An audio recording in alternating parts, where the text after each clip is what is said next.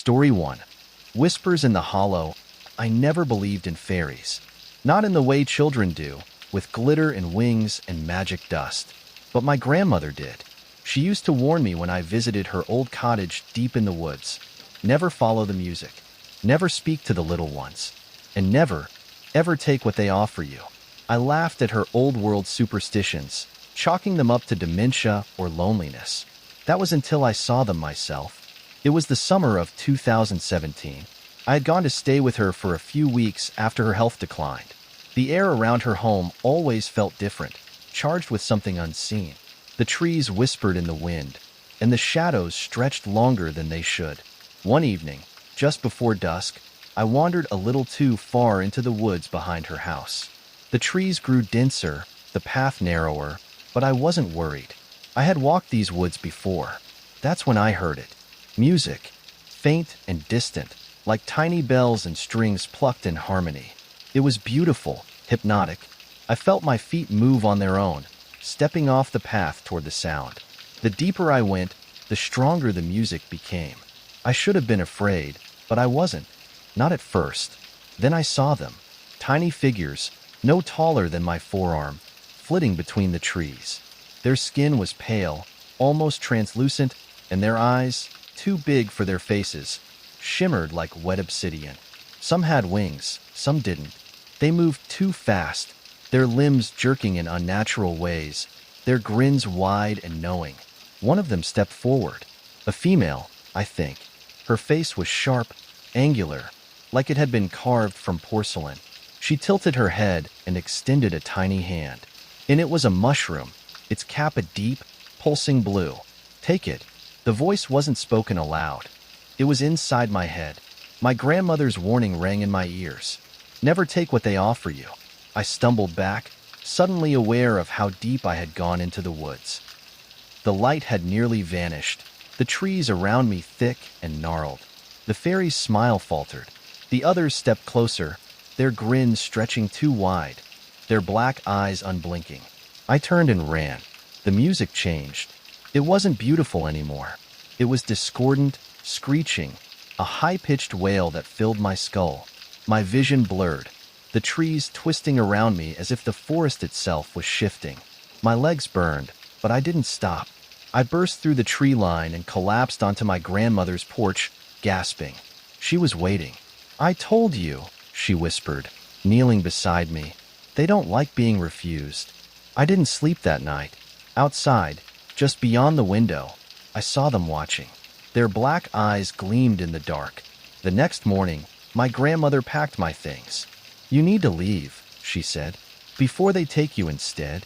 I never went back, but sometimes, when I'm alone at night, I still hear the music. And I wonder what would have happened if I had taken the mushroom. Story 2. The faces in the garden. I was 10 years old when I first saw them. The little people, the fair ones, the things that weren't supposed to be real. My family had just moved into an old countryside house in Ireland, surrounded by overgrown fields and a dense thicket of trees. The house itself was ancient, stone-built, with a sagging roof and ivy creeping up the walls. It had a history, my father told me, a long one, but he never spoke of it in detail. The garden behind the house was wild, filled with tangled rose bushes, gnarled apple trees, and crumbling stone walls. I loved it. It felt like a secret place, untouched for years. But my mother warned me never to play near the ring of mushrooms at the far end of the yard. "Fairy rings," she called them. "You must never step inside one, no matter what." I was a stubborn child, and I was curious. One evening, just before sunset, I wandered toward the ring. The mushrooms were small, delicate, forming a perfect circle in the grass. The air around them felt strange, thicker, heavier. That's when I saw them. Tiny faces peering out from behind the trees and stones. Not human faces. They were sharp and small, their skin a sickly pale, their eyes too big for their heads. They blinked at me, then grinned. I wanted to run. I should have. But then, one of them stepped forward. It was no taller than my knee, its body thin and wiry, its fingers long and bony. It pointed at the fairy ring and smiled wider. "Step inside," a voice whispered in my mind. I did. The The moment my foot touched the inside of the ring, the world shifted. The air around me thickened, and the colors of the garden became too bright, too sharp. The trees loomed closer, their branches curling unnaturally. The little figures crept nearer, their smiles growing too wide, their teeth, needle-like and sharp, glinting in the dying light. One of them reached for my hand. Terror flooded me. I yanked my foot back and stumbled out of the ring. The moment I did, the air cleared. The garden returned to normal. The fairies? They were gone. I ran inside, slamming the door behind me.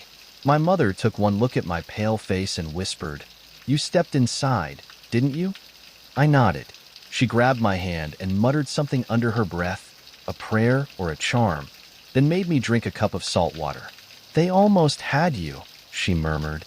"Never go near that ring again." I listened. We moved away a year later.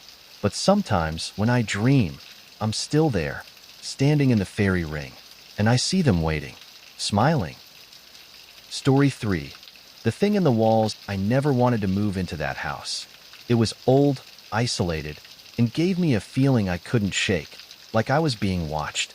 But after my parents' divorce, my mom found a cheap rental in a rural part of Scotland, and we didn't have many options.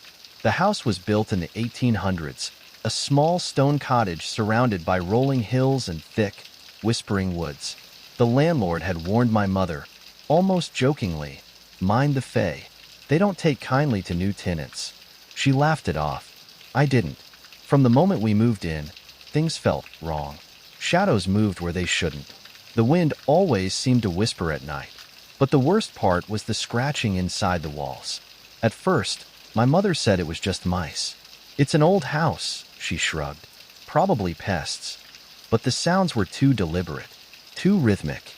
Then the knocking started. 3 taps, always in the same pattern, sometimes from the walls, sometimes from inside the wardrobe. One night, I woke to the sound of shuffling outside my window.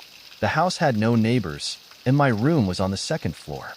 My heart pounded as I slowly turned my head. They were there, tiny figures, no taller than my forearm, clinging to the outside of the window. Their fingers were long, too many joints bending in unnatural ways. Their eyes were black voids, their skin pale and stretched too tightly over their skulls. One of them smiled at me. It pressed its hand against the glass, its mouth moving though no sound came out.